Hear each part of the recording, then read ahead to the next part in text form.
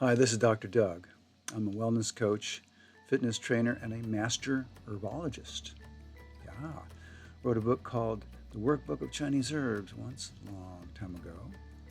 I've taught it in schools as well. I say that because herbology is medicine, whereas food is nutrition. You know, in Chinese medicine, when I was studying that, we were all amazed that there was like one class in Chinese nutrition, and it was 2 units. 2 units! It's like a master's program, right? Because the Chinese don't use food as medicine. We have herbology, and herbs are strong. Herbs are like spices. I mean, some spices that we use in food, they're Chinese herbs, actually, like ginger, garlic, mint, things like that are explosive, pungent. Usually they do things because they're strong foods, right?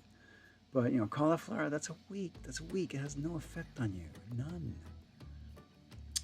The fact is that the Chinese do not use food as medicine. They never did. Americans do every day, and I'll tell you why.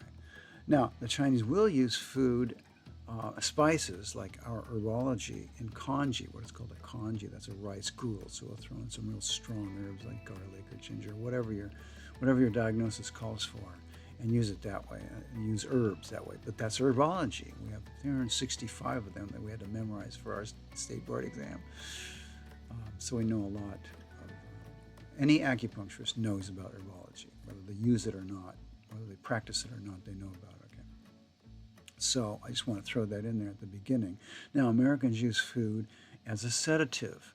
It sedates them in 2 ways. One way is the dopamine when you eat delicious food. Bingo! Ah! That's actually what the sugar high is all about. Sugar does not enter the stomach. It's that high from, oh boy, I ate some sugar. Yummy, it's so delicious. That's every time that you eat delicious food, you're hitting that dopamine center. That's sedating your unhappiness. And the fatter you are, the more sedated you are, because fat cells secrete estrogen. Estrogen is a powerful sedative that calms the heat and calms the mind. And the fatter you are, the bigger your fat cells. The more fat cells, the bigger the fat cells, the more estrogen, the calmer you are. And the reason for that is so that you will sleep through a Paleolithic winter of 6 months when there's no food out there anyway. And you need to sleep. There's all kinds of reasons that go into that hibernation thing that we have built in us that we're able to do. But we don't want to do that. The reason is that it's very risky. It causes diseases like heart disease, cancer, stroke, type 2 diabetes, falls, arthritis. The list is longer than my arm of diseases that come out of carrying too much food on you. That's what fat cells are. And in fact, in fecal matter in the colon, that's also partially processed food. That's from eating too much food. 4/5 of Americans are in this situation. They have sedated themselves to the point of they are facing diseases and premature death from eating too much food, from sedating themselves because they don't want to face their fears. That's what it's about, isn't it? Either childhood fears or recent fears, or anxiety, worry about the future. Well, I'll just eat some food. I'm bored, I'll eat some food. I'm mad, glad, sad, scared, and bored. I'll eat some food and feel better. This is American. Every package sold in grocery stores has these health claims too. There's another thing that I want to talk about, these scams constantly. You don't find this when you go to Indonesia. You don't find this it's not even this bad when you go to Germany. They don't have all these health claims plastered all. The French won't buy food if it has health claims on it. What they want to know before they buy food is this delicious? Is this cost effective? Is this convenient? Is there enough here for a party? That's what they want to know. They don't want to know that it has protein or that it has this ingredient or that. They don't want to know that nutrition speak, because they don't speak nutrition speak. They don't speak in the language of American nutritionism, which is a belief system unfounded by proof. These people tell you, oh, I just saw one the other day. I mean, this is every day it's something different. Like several that. Top cardiologist says stop eating blueberries. And ... And I want you to click on that and then you go buy the book, that says all about what you should eat and what you shouldn't eat. Well, frankly, 4/5 of Americans being overweight and obese never feel hunger. They're not supposed to feel hunger. Hunger is reserved for the lean. Hunger is not appetite. Appetite is the desire for food. We all have that.